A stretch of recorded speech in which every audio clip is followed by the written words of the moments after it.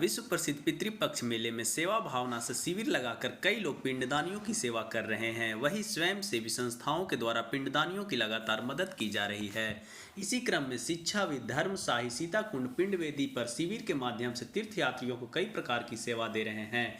इस संबंध में धर्मशाही ने बताया कि आज उनके पिता की पुण्यतिथि है। इस मौके पर तीर्थयात्रियों के बीच खीर का वितरण किया गया है। इसके अलावा 15 दिनों तक तीर्थयात्रियों के बीच शिविर के माध्यम से अन्य कई सेवा भी दी जा रही है। तीर्थयात्रियों के बीच नींबू पानी, फल, दवा सहित अन्य चीज़ों का वितरण किया जा रहा है। उन्होंने कहा कि इन सारे कार्यों का मकसद सिर्फ सेवा भाव है। जब ये तीर्थयात्री गया जी से वापस अपने घर जाएंगे तो एक अच्छी स्मृति लेके जाएंगे। ऐसे में गया जी के प्रति देश दुनिया में एक अच्छा संदेश जाएगा। जब हमारे बच्चे दूसरे जगह जाएंगे और उन्हें गया जी के नाम पर मान सम्मान मिलेगा तो उन्हें काफ़ी अच्छा लगेगा। इससे बच्चे के बीच संस्कार की भावना उत्पन्न होगी। हमारे स्कूल के बच्चे एवं शिक्षक शिक्षिकाएं भी इस कार्य में सहयोग कर रहे हैं। तीर्थयात्रियों की सेवा करना यही हमारा एकमात्र उद्देश्य है और इसी भावना से विगत कई वर्षों से पितृपक्ष मेला के दौरान देश विदेश से आने वाले तीर्थयात्रियों की हम सेवा कर रहे हैं। आगे भी सेवा का यह कार्य जारी रहेगा। देखिए, आज सवाल जिस दिन आप पूछ रहे हैं उस सवाल में ही सारा जवाब छुपा हुआ है। जब आप पीछे फोकस करेंगे तो 20 सितंबर 2015 आज हमारे पिता की पुण्यतिथि है और ये उनकी याद में मैं 10 वर्षों से लगातार निरंतर मैं लगा रहा हूँ। इसके अलावा बहुत सारे सामाजिक काम है, लेकिन इस काम में जो सुकून मुझे प्राप्त होती है वो शायद किसी दूसरे काम में कभी प्राप्त नहीं हो पाती है।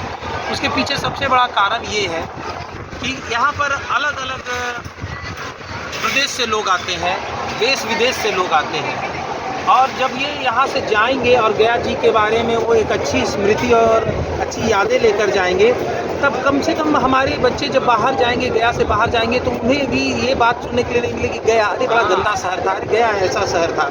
तो एक अच्छी स्मृति उनके साथ जाए, इसलिए ये हम काम करते हैं अपने पिताजी की याद। क्या सेवा देते हैं शिविर के माध्यम से? 15 दिनों तक हमारे ये स्टॉल पर सभी तरह की दवाएं, ग्लूकोज, फल और हर एक दिन कुछ फलाहार का अलग, किसी दिन हलवा, किसी दिन आज जैसे साबूदाना हम लोगों ने काफ़ी बांटा, सुबह से चल रहा था। इसके अलावा जो भी पेशेंट गिर जाते हैं, बीपी मशीन रहती है, बीपी की जांच हो जाती है। हर दिन एक अलग अलग डॉक्टर रहते हैं जो कि सुबह में आते हैं, 3 से 4 घंटे तक रहते हैं, वो बैठते हैं, जो अपना सहयोग देते हैं।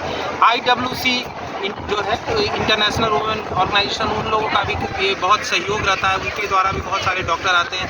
अभी आप देख रहे हैं कि कुछ डॉक्टर लोग अभी यहाँ पर हमारे बगल में कैंप लगा रहे हैं और ये भी साथ में हमारे यहाँ पर कैंप में बैठते हैं और उनके द्वारा भी सहयोग होता है। साथ में स्कूल के सभी शिक्षिकाएँ भी जो है अपना काम ख़त्म करने के बाद यहाँ पर योगदान देने के लिए आ जाते हैं। सेकेंड हाफ में स्कूल के बच्चे कुछ रहते हैं, सुबह से आते हैं। तो मिला जुला कर हम लोगों का प्रयास ये रहता है कि अधिक से अधिक लोगों को सहायता पहुंचाई जा सके। अब शिक्षाविद है, स्कूल चल रहे हैं, तो यह माना जाए कि शिक्षा के साथ साथ सेवा भाव भी आप और स्कूल प्रबंधन के लोग भी दे रहे हैं। शिक्षा अगर बिना संस्कार के हो तो शिक्षा का कोई महत्व नहीं होता है। आप बच्चों को पढ़ा लिखा दें और बच्चे आपको बुढ़ापे में पूछे ही नहीं तो ऐसी शिक्षा का क्या महत्व है। हम लोग पढ़ते थे बचपन में कि पोथी पढ़ी पढ़ी जगमुआ, पंडित भया न कोई, ढाई आखर प्रेम का पढ़े सो पंडित होए।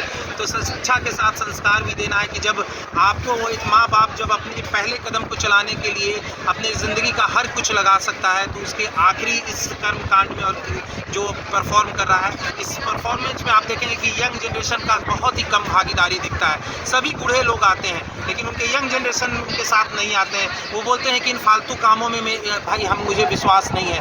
लेकिन एक न एक दिन उन्हें भी इस बुढ़ापे में पहुंचना है और अगर हिंदू धर्म को मानते तो एक दिन उन्हें भी गया जी आना ही होगा अपने पूर्वजों की श्रद्धांजलि के लिए। तब उस दिन उन्हें यह एहसास होगा कि कितना कष्ट होती है। अपना परिचय दीजिए। मैं धर्मशाही, डायरेक्टर GD पब्लिक स्कूल।